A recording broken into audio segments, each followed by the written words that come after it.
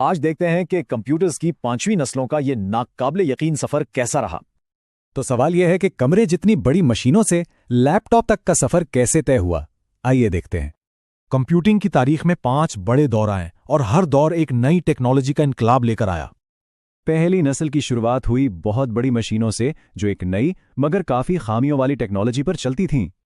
इसका main component था vacuum tube. ये एक इलेक्ट्रॉनिक स्विच था, लेकिन इसमें मसाइल बहुत थे। ये कंप्यूटर इतने बड़े थे कि एक मशीन पूरे कमरे में आती थी और इसी वजह से कई मसाइल खड़े हो गए। ये बहुत सुस्त, महंगे और नाकाबिले एतबार थे, तो चैलेंज साफ था, इन्हें छोटा, तेज और बेहतर बनाना होगा।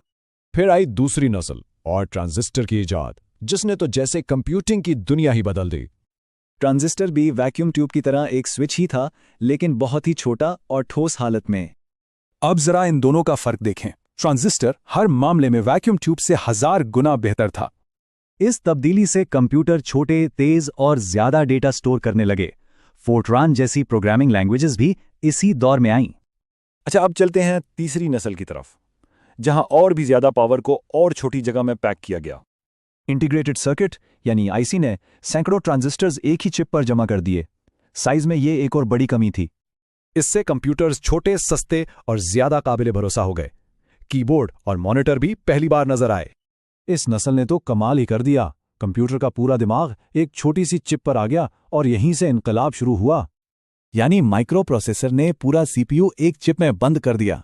आज की दुनिया इसी टेक्नोलॉजी की देन है।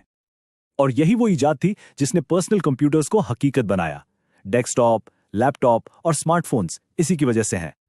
अब आती है 5वीं नस्ल, यानी आज और आने वाले कल का दौर, और यहाँ चैलेंज हिसाब किताब का नहीं बल्कि सोचने का है। इस नस्ल का मकसद ऐसी मशीनें बनाना है जो आर्टिफिशियल इंटेलिजेंस से खुद सोचें, सीखें और इंसानों की तरह काम करें। तो साइज और स्पीड के मसाइल तो हल हुए। अब सवाल यह है कि कंप्यूटर्स की अगली नस्ल कौन सा बड़ा मसला हल करेगी।